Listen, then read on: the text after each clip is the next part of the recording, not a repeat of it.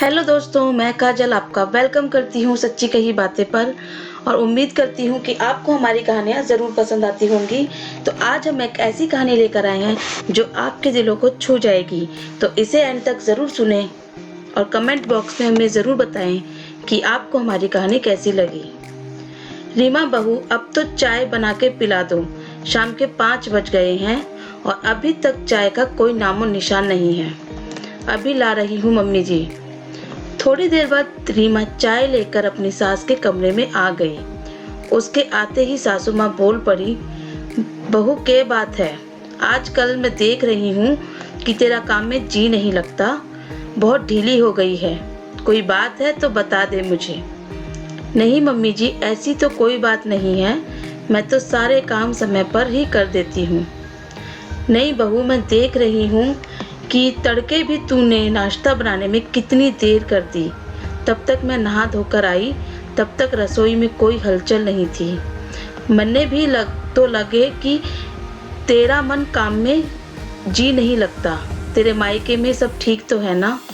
मैंने देखा है, जब भी तेरे मायके में कोई परेशानी हो तो तू भी बदल जाती है और फिर तेरे रंग ढंग ससुराल के नहीं होते।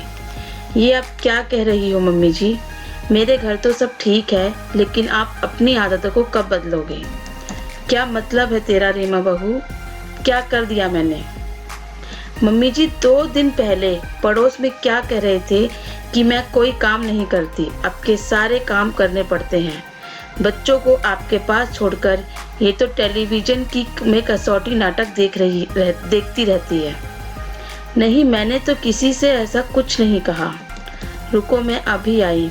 और ये कहकर रीमा पड़ोस के घर में गई और बूढ़ी दादी को बुलाकर लाई। और आते ही दादी बोल पड़ी, क्यों री रीमा की सास, तू मेरी बहू से अपनी बहू की जो बुराई करने में लगी थी, मैं वहीं बैठी थी। तूने सोचा कि ये बूढ़ी दादी हमारी बात ना सुन रही तो बोले जाओ।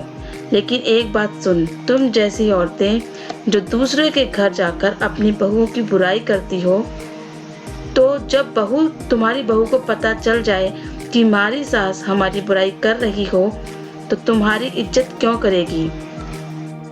माना कि बहू दूसरे घर से आई है, वो तो सदा से ही पराई है, लेकिन बहू को भी सास को भी सम्मान चाहिए। यदि तुम सब ऐसे ही उसकी और उसके परिवार वालों की बुराई करते रहोगे तो ये भूल जाओ कि बहू तुम्हारे लिए गर्मा गर्म खाना परोसेगी या तुम्हारी इज्जत करेगी।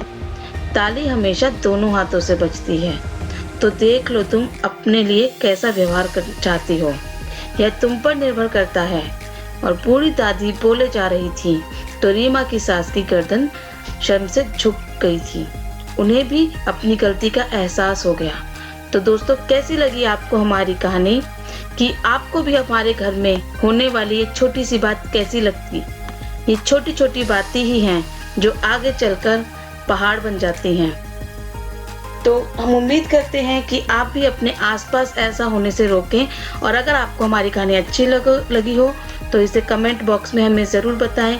मिलते हैं एक और नई कहानी के साथ, तब तक के लिए बाय, थैंक यू।